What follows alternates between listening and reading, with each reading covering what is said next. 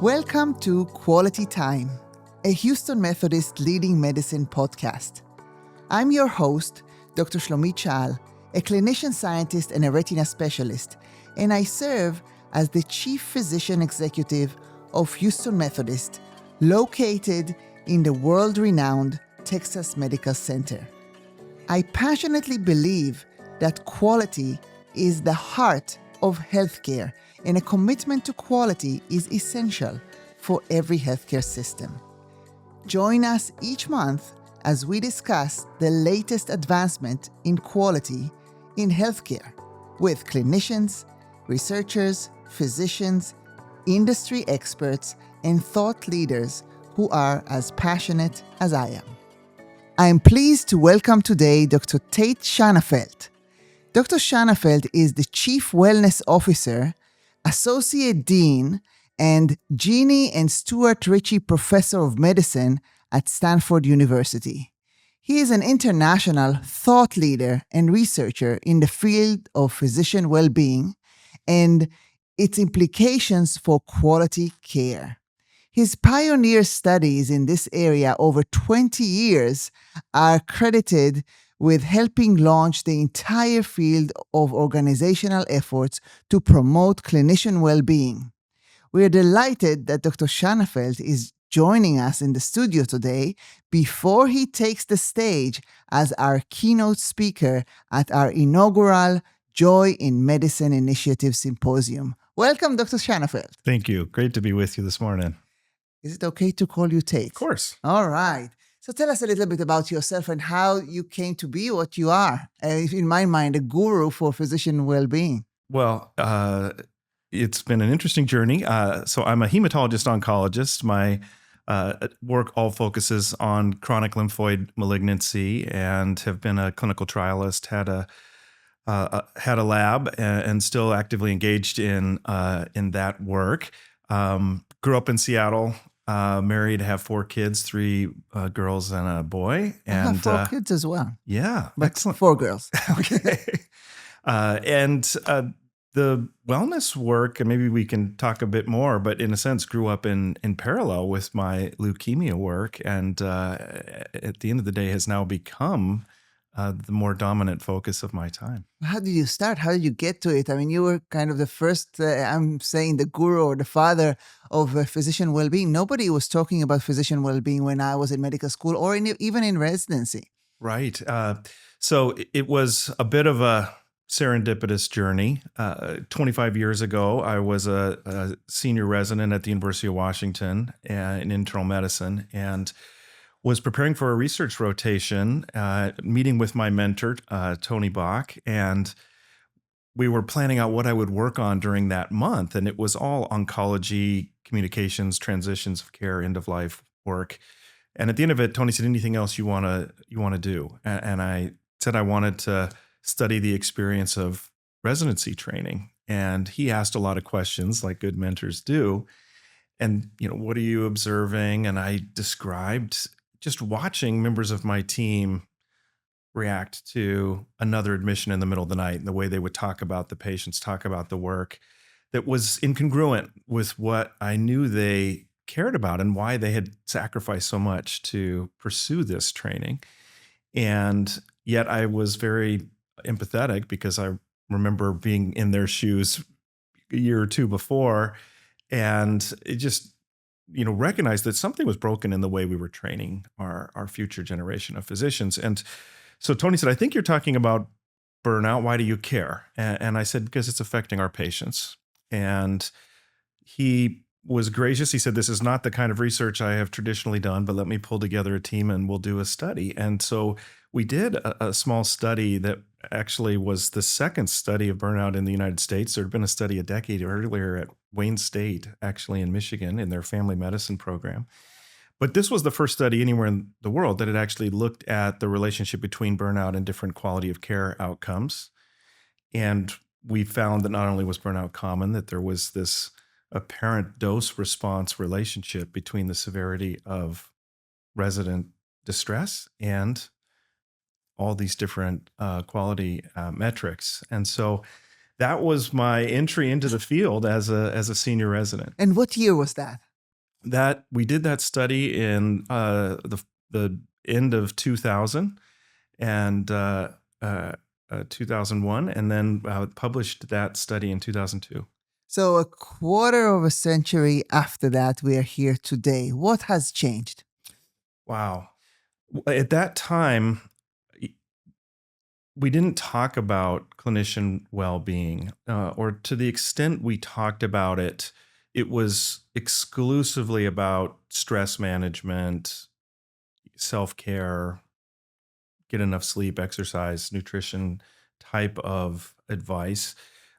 There wasn't a understanding of how the well-being of nurses, APPs, physicians, pharmacists related to the experience of patients, related to access to care, related to other quality metrics. And we didn't have any organization or system thinking or intervention really happening to tackle this like the system problem that it is. And I think although we're still in early days in many ways, all of those things are now fairly well established. Those links to these different important outcomes are well documented through hundreds of research studies. Many organizations embrace that and are establishing their interventions to try and determine how do we intervene here within the realities and the context and the demands, priorities for our organization to make a difference in this domain for our people. So you said there are now hundreds of studies after the two initial studies, yours and the one at Wayne State. And these studies find exactly what? What do they show?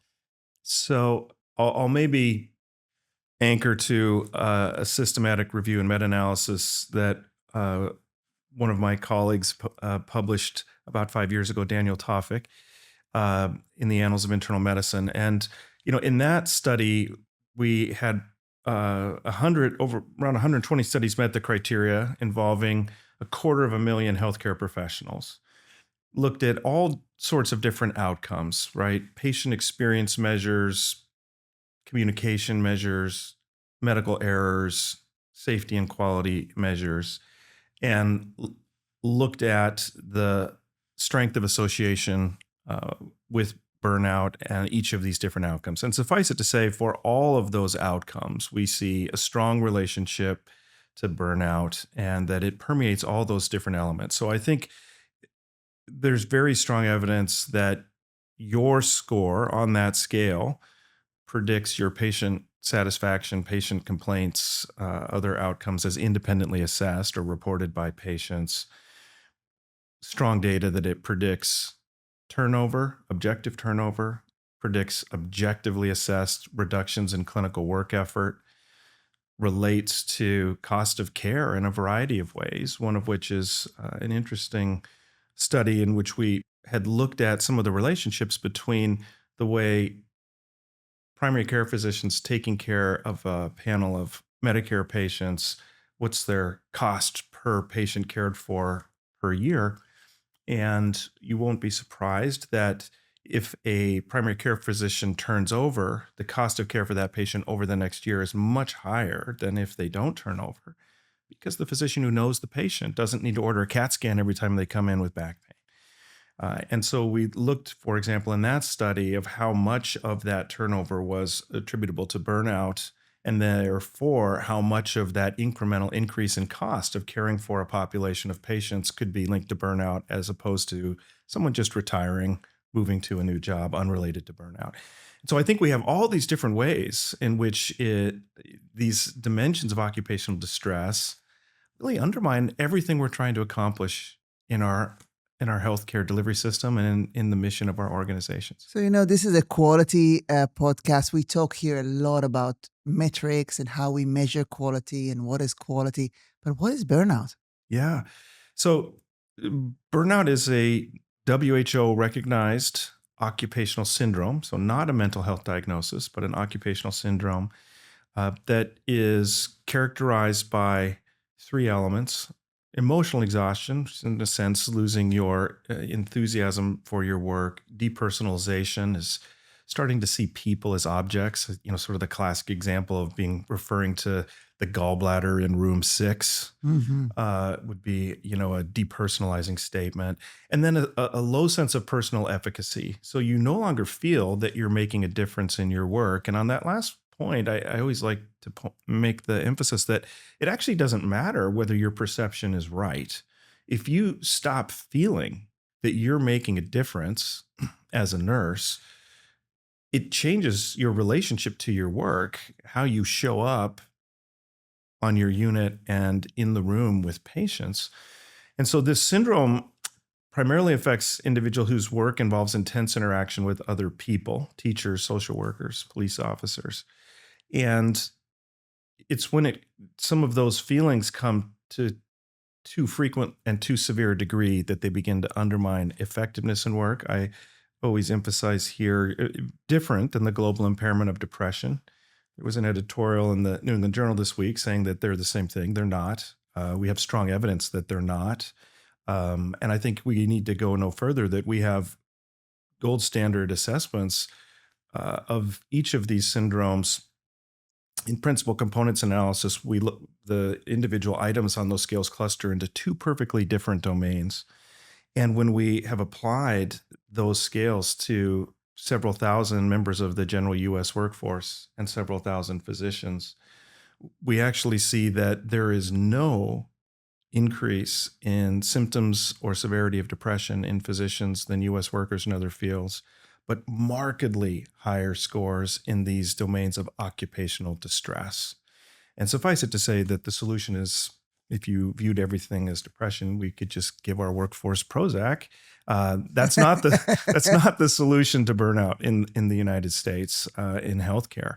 But that is the syndrome, again, not unique to healthcare. It can affect many different industries, but whatever field you're in, as you experience those things, it begins to compromise the work you do. Yeah, before we talk about solutions, then we will talk about solutions. Let's first talk about causes.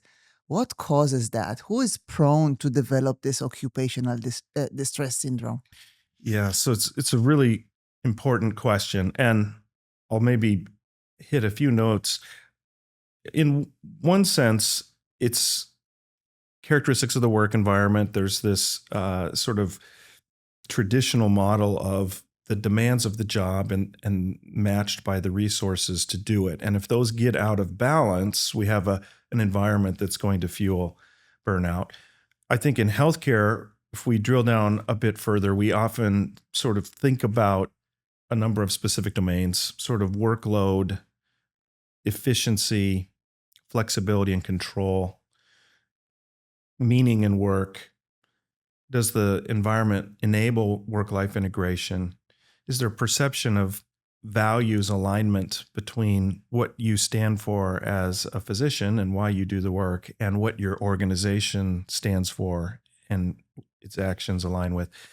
And then having a sense of community and belonging in your work team. And that each of those elements can be optimized and sort of lead toward engagement, meaning, purpose, professional fulfillment, or can be suboptimal and point us the other direction. And so I think those are some of the elements. The last one I'll touch on is one we probably don't talk about enough, which is all of those characteristics of the job are critically important. But there are also these dimensions of our professional culture that are really important as well. We tend to attract, and I'll maybe limit my comments here to my own community of physicians. I won't speak for our nursing colleagues or pharmacy colleagues, although I think some of these elements are probably true as well, that we tend to attract very dedicated, somewhat compulsive, perfectionistic people who hold themselves to extremely high standards. And we then double down and really build that muscle through training process. And we establish some professional norms around perfectionism and work always comes first. And you should be as effective in your 36th hour as you were in your first hour, that we know is not true of any human being based on human factors science. But those are what we establish as norms in healthcare. And I make the point related to quality that in some ways, these values might have served us at one moment in history.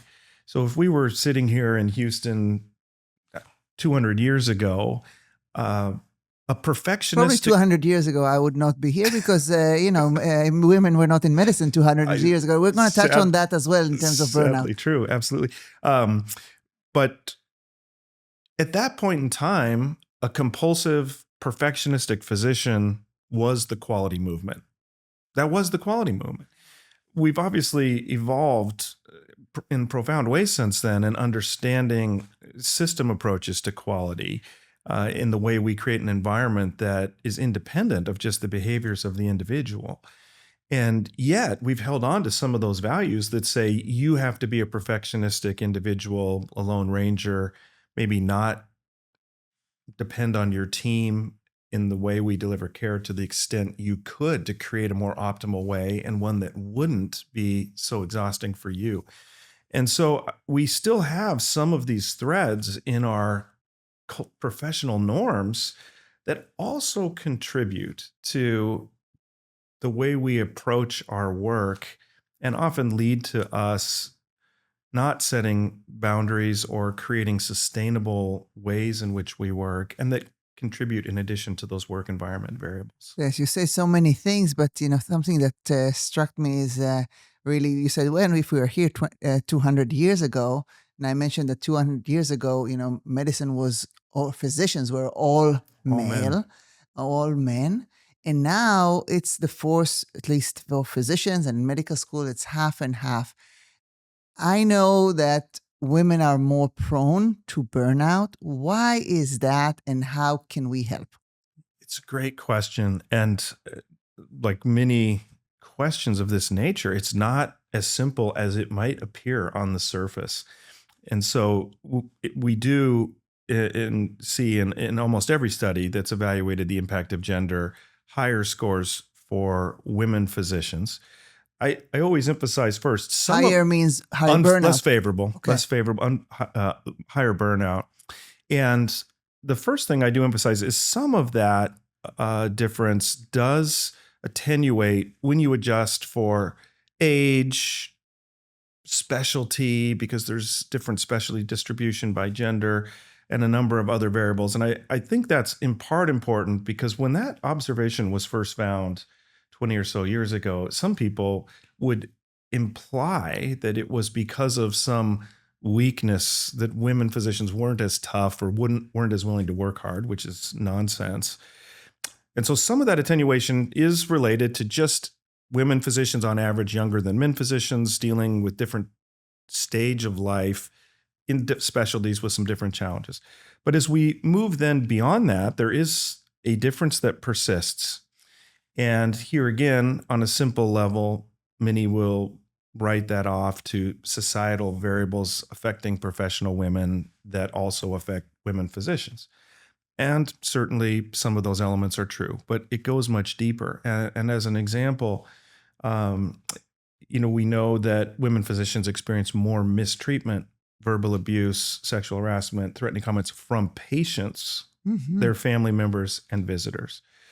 We also know in very subtle ways that the work is different, and some tremendous work by Lisa Rottenstein and other colleagues that have looked at, as an example, women primary care physicians taking care of a panel of patients, men primary care physicians taking care of a similar panel of patients, acuity adjusted, all other variables adjusted, and look at the volume of EHR inbox messages received by the woman physician versus the man. And the women get more messages. Wow.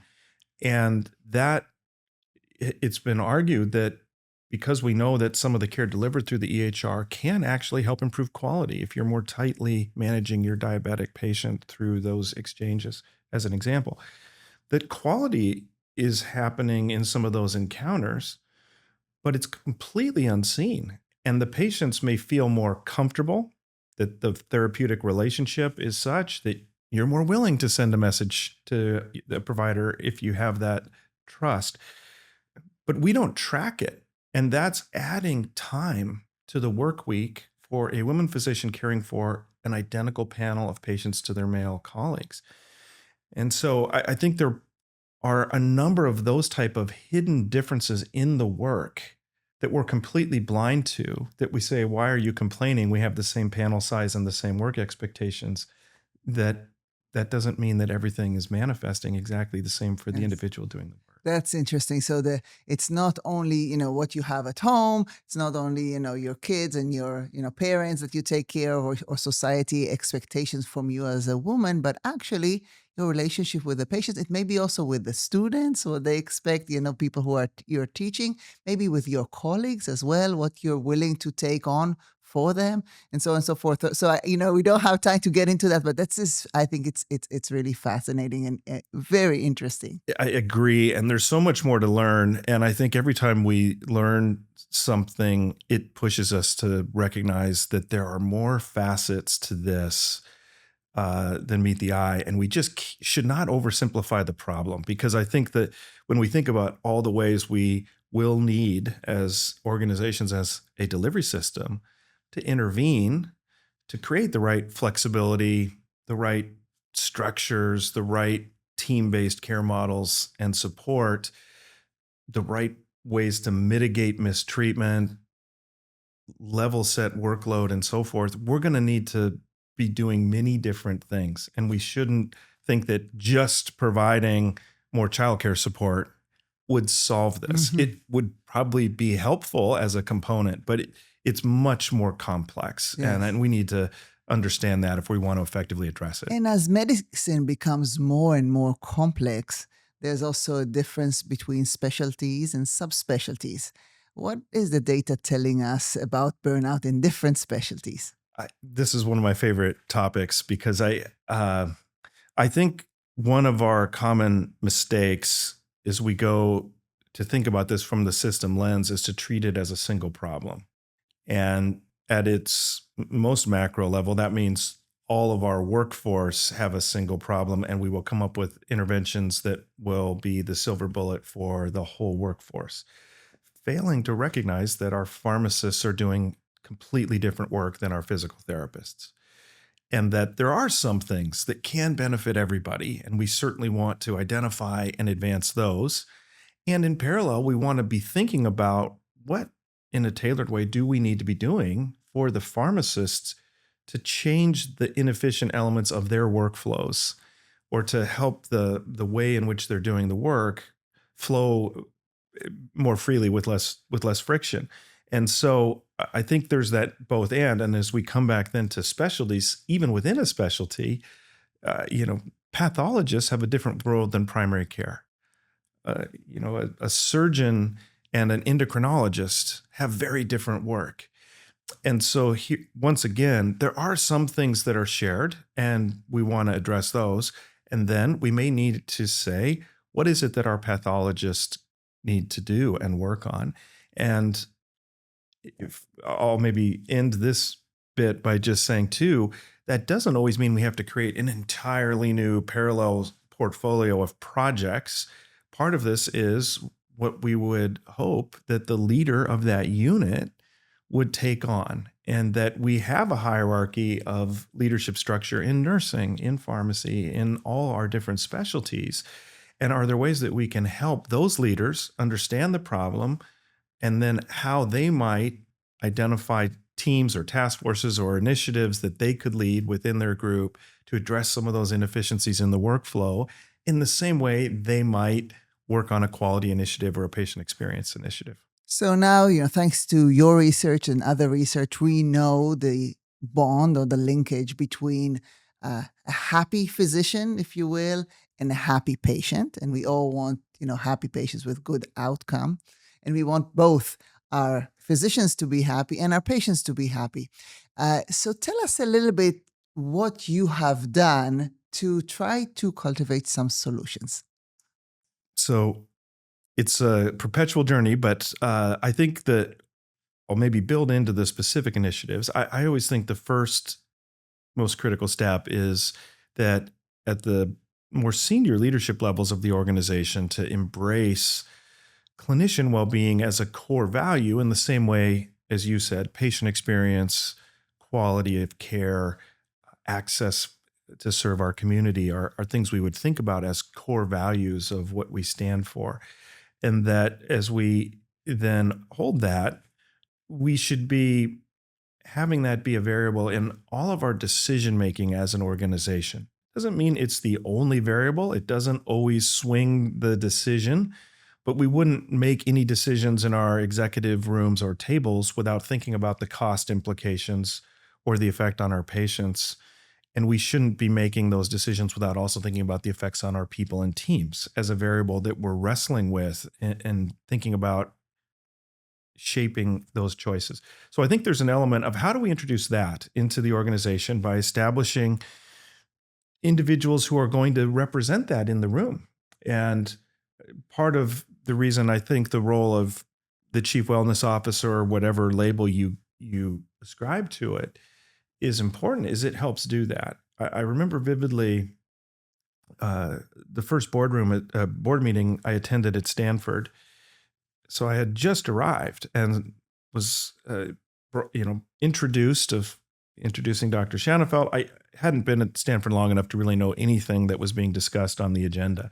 So introduced myself, sat down, and then in the next hour and a half, there were 2 or 3 different major decisions that the board was wrestling with.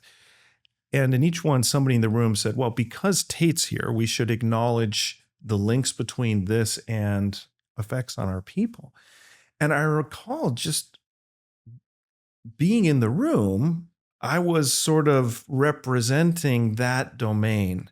And I've often thought about that when other topics come up in our executive team, and I'm thinking and I'm looking across the table, and there's our chief nursing officer or our chief quality officer, and say, oh, I wonder what they think about this decision around growth or expansion or some other issue.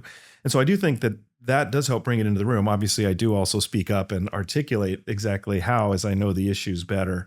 So this chief wellness officer, let me just stop you for a little bit just to pause on that and say this role is relatively a new role. Not all healthcare systems in the United States have it. How many have it? How are they trained? How do we know that they have the tools to do their job? All great questions. So Stanford, Lloyd Minor, our dean at Stanford, actually created the role that I hold, which was the first healthcare chief wellness officer. There had been chief wellness officers sort of for universities writ large that were a little bit HR type roles. But as far as the healthcare chief wellness officer, thinking about system, work environment, these elements of workflows and efficiency and all of these specific redesign of the work in healthcare, really 2017 was the first position. And after that position at Stanford, we've had about 1 or 2 a month over the last 7 years. We get a notice. We have a couple things I'll mention. We have a Chief Wellnessers training course that we've held at Stanford dating to 2018 for 40 to 50 executives. Maybe a third of them are chief wellness officers. The rest are, deans of faculty development, chief medical officers, chief quality officers. We've had some deans and CEOs participate as well. But to come and get some training about how do you think about this at the system level if you're creating the blueprint for an entire system. We have a different course for people sort of leading a department or a division level improvement that's a little more tactical. But how do you sort of develop a system approach? And then we have an alumni community for that, because I think we're all learning together, to your point of there is some training and some frameworks and tools that we can provide, but to some extent we're all sort of blazing a trail. And we also have a network of CWOs through the Center for Healing and Renewal in Medicine, CHARM, led by John Ripp, that is... I love the name CHARM. This is a great very name. Charming. It's a great name. And that group of chief wellness officers, actually to be part of that group, there are some fairly rigorous criteria. You have to not just have a title, you have to report at the highest levels of the organization. You have to have at least 50% of your professional work effort dedicated to this work apart from a chief experience officer or an HR type role. You have to have a team, you have to manage a budget. And even with sort of these most stringent criteria, we have somewhere between 70 and 80 folks that are in that group meeting monthly. And there are many more who have lesser amounts of time, or maybe aren't positioned quite at that level of the organization. So it's become a bit of a groundswell, if you think about it, from the inaugural position at Stanford in 2017 to here we are 7 years later. And even if we're using ultra stringent criteria, there's probably well over 100. So this position is super important because, as you said, like the chief nursing officer, the chief medical officer, chief quality officer, these are people who represent these interests. And to have that in the executive team is really priceless and something that, okay, we're going to talk about what we're going to do to increase engagement of our physicians or our workforce. But then after you have the wellness officer and your point, what is how, this person and their team are going to influence the burnout, the professional fulfillment? What are they supposed to do? I love it. So I'll speak to two things. One is, what are some of the general things we do, raise all boats kind of things? And then how does that individual start to build out the structure and process to get at the unique needs of the surgeon as opposed to the radiologist, or the nurse as opposed to the pharmacist? So I think in the first sense, the raise all boats, or relevant for all type of activities, it goes without saying that we do need a safety net. No matter how effective we are at creating better work environments, challenging things happen in healthcare. We lose patients. No matter how much we work on our systems, mistakes do happen. And so we do need peer support programs, mental health support that's available, and so forth. In our best sense, we also are working upstream of also providing coaching efforts, community building efforts that are maybe before distress occurs that can hopefully help people navigate the demands without hitting quite as low of a valley. We can also think as organizations about the values alignment piece. How are we articulating our mission? And how are we helping our people feel like they have voice in it and that they can see our actions being congruent with our stated mission? And then there are some things, again, broadly that I think we've worked on, like lactation support for our colleagues who are returning from parental leave, who want to breast or chest feed. Do we actually have the right supports for that? We even had some financial ways in which our compensation was structured around work RVUs that actually were disadvantaging women returning to the workforce that we've just addressed with a compensation shift. So I think there's some of those kind of things, teamwork efforts that we might be pushing out across a whole organization that probably also have huge wellness benefits. So we need to identify and advance some of those things, but then it's a question of how are we building out and developing the leaders in each group. So for us, we have a well-being director in each department appointed by their chair. Our large departments have division level They're paid directors. to do that. They're paid. These are for us. These are all physicians. They're paid at between 0.1 and 0.2, so 10 to 20% time. And if they're in a department that's small, that's when they would have a 0.1 plus some administrative help. If they're in a larger department, it's most of our folks have a 0.2. And then we provide some training and equipping for those folks of how do they both use data and input from their people and teams to identify the opportunities, particularly those under local control, that they could work on. How do they then prioritize and select at least one improvement initiative and advance that using quality improvement methodology so that it's a rigorous approach to take on a structural element in scheduling, system, workflow that's a friction point that the team has prioritized. We've now evolved to the place where, in addition to their specific improvement project, each of these team members, with their chair, develops a comprehensive annual plan for the department that includes that project, but also holistically says, what are we doing to foster community and belonging within this team? What are we doing to reduce inefficiencies in the work, and what are we doing to mitigate the adverse ways in which work can impact personal relationships. And so each department is developing a comprehensive plan for the department aligned with their needs. And then they have a leader who has funded time to advance that on behalf of the chair. And how do you measure that you make a difference? Well, I'm going to show you some of that data this morning. But so we do regular assessments. And I think I'll say that I'll answer in two ways. For the specific initiatives, just like any quality project, I always say, make sure your outcome measure is tightly tied to the nature of what you're doing, right? So if we're trying to reduce inbox burden on physicians, doing a redesign of some team-based model, we'd probably want to look at time spent in inbox or volume of messages or something to that effect.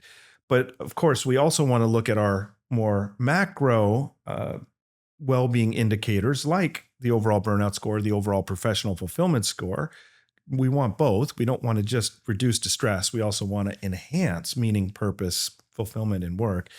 And so we do that at regular intervals at Stanford. We've vacillated between every 12 months and every 24 months. And we've actually, for us, landed on an 18-month as our optimal cycle. But the reason is that that's about what it takes us to do a robust improvement cycle. Yes. And so we collect the data, we share detailed reports with each unit. The well-being director then has some focus group sessions to socialize it and get input. And at that point, which is usually a 3 to 4 month into the cycle, they have enough to begin to map out an improvement project. We're in a 3-shop. And this is, you feel now, part of the culture? Yes, it is part of our culture. And so then they have a project and they have about 12 months to execute their project, and then we reassess. And so before we always felt like, gosh, this project's just mid-flight, and here we are reassessing. So I think every organization is a little different, but you want to tailor the frequency of those assessments to match the structure of the improvement work you're doing. No, absolutely. Talk a little bit about PWAC. What is it? We talk about surveys, what is the PWAC survey? We just, distributed it here first time at Houston Methodist just 2 months ago. So the Healthcare Professional Wellness Academic Consortium, or PWAC, is a collaboration of medical centers that was started by one of my colleagues in the WellMD Center, Dr. Mickey Trockle, in 2016. And what the group is now is roughly 30 large medical centers across the U.S. who are working collaboratively to address this problem, both within their individual centers, but also drawing on the collective strength and experience and learnings from one another. And so what each site does is at least every 24 months, a standardized assessment that there's sort of a shared core of tools that we use in that assessment. So burnout, professional fulfillment, but some of our drivers as well: teamwork, values alignment, leader behaviors, a number of sort of standardized scales. And then each site also has room to add some additional items related to whatever the specific priorities are at their center. The beauty of those reports is then all of the group aggregates their data, and each site is able to benchmark against the other institutions at a very granular level. So not just how is Methodist doing relative to 29 other large medical centers, but how are the cardiologists at Methodist or the pediatric, subspecialists in a given group doing at our center relative to pediatric subspecialists in that group at these other centers around the U.S. And as you would imagine, there's not usually one story for an organization. You will have departments and divisions that are incredible bright spots, and then many that might be right in line with average, and others that are really struggling. And I think this helps us as organizations know just some context, because these are challenging times in healthcare, and without some benchmarking, it's really hard to interpret your local data. Is this a good thing? Or are we doing poorly? Or are we doing well?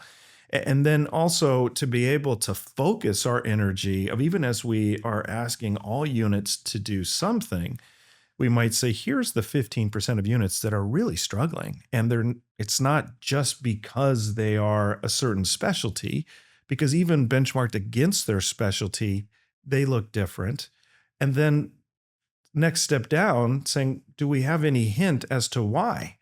And we have their leader behavior score. We have their teamwork score. We have their values. We have their efficiency of practice score. We have these other dimensions. And we say, it actually looks like there's an efficiency issue, right? And so then as we start having a conversation within that unit, I think we're far further along and able to hopefully develop interventions that work and for that unit more quickly. Yeah. So it's wonderful that, whoever came up with this idea, I think it's a brilliant idea, because not only the surveys are standardized across all the 30 institutions, but also there is an opportunity to discuss, what have you done elsewhere that actually worked? Because I think, as you mentioned, we are all blazing the trail, if you will.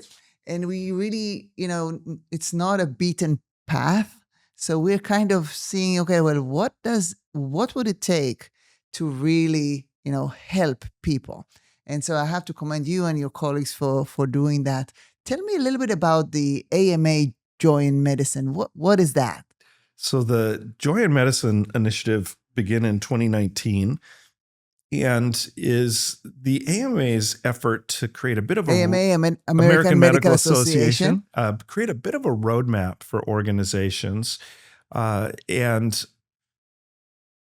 here again, I think it's challenging for organizations as they sometimes recognize, we know there's a problem, but boy, it's baffling to even know where to start as an organization because it's so complex. How do we launch in a way that is helping us be effective with the resources we're allocating toward this domain? And so the AMA outlined criteria in a number of domains: assessment, leadership, efficiency of practice, creating community, providing support for people in distress. And then within each of those domains, there were criteria for being at sort of bronze, silver, and gold level of activity. And so the idea is that organizations need to have a comprehensive plan. They need to be acting in each of those different areas. And that if you haven't yet begun, here's sort of a step one level for assessment or for leadership or for creating a improvement structure, creating support for those in distress, creating community and belonging. And then as you're ready to move up, here's the next level. And as those move up, one of the things that's woven in is really deepening the engagement of the leadership structure of the organization and starting to not only take survey measures, but EHR time burden measures, and to track those, and some EHR-based measures of teamwork and track those. And then to not only track them, but to actually report them to your hospital board as part of your profile of how's our workforce doing. And so to create accountability for the organization and to engage its board in that thinking as well, which I think is also really important, because if we aren't engaging our boards, and a decision comes before the board of we need to grow or we need to make an investment or we need to create evening clinics to meet access, and it all sounds like the right thing to do for the community and to expand access and to serve more patients. But if we haven't factored in, hey, wait a minute, remember our workforce is actually below benchmark right now. We're implementing some new initiatives. This would appear to jeopardize some of our efforts in that domain. Is there a way we can do this that maybe wouldn't do harm, or that is now the ideal time, or do we need to, expand the team in some way to enable that? So I think the AMA's roadmap has really been tremendous. And in the first cycle, I believe there were only between 12 and 18 organizations recognized. There were only 2, I believe, in that first cycle that were at the gold level. And now in the most recent iteration, it's a 2-year designation. And in the most recent, it was 72 organizations had applied and received recognition at some level. And so here again is a measure that has only been in place for 5 years. And in the last 12 months, we had 72 organizations apply, and there's still the additional 50. I would just tell our listeners that Houston Methodist is going to apply in March 2025. So we're going to apply, and hopefully we can get at least a bronze kind of level recognition. But I think this is, as I'm listening to you, I can't help but think, in board meetings, we need to talk also about wellness of our workforce, specifically our physicians. And you're right, it is missing, and it's part of quality. We talk a lot about quality, a lot. And we should, obviously, the quality of care that we provide, this is what the promise to our patient is. But actually, who is delivering the care and how well they are, it should be, on top of our mind. So I would like to end with a question that I ask all my guests on this show, and that is, what does quality mean to you? When I hear that question, for me, it just is always individual of thinking about my patients, and it's providing, compassionate, evidence-based care tailored to the wishes of that individual that I'm caring for, so that they have the best possible outcome and experience. And, it's, I think obviously it goes without saying that there's the system level support, thinking, structure, design that increases the likelihood every encounter is to achieve those goals. But for me, it just always is the reality of in the room, one-on-one, looking at a patient of, are we providing compassionate, state-of-the-art care that meets this person's goals and wishes, is what we aspire to and what quality means. I love that. I love this, this quality is really one-on-one, because when we measure quality, we usually do it in aggregates, mortality, infections. These are kind of depersonalized numbers that we look at. But what you're saying is quality is this one-on-one encounter, and the outcome and actually the memory of that encounter. That's what quality is all about. Love that. Thank you, Dr. Shanafelt. I learned a lot from you and very much enjoyed our conversation today. Enjoyed it as well. Thanks for having me. And thank you for listening. Quality Time is part of Houston Methodist Leading Medicine series of physician-led podcasts. So that you never miss an episode, subscribe to Quality Time. New episodes will download to your podcast device. If you enjoyed our conversation today, please consider rating this episode and sharing it with your colleagues. I appreciate your support. Thank you. And until next time, I am always listening.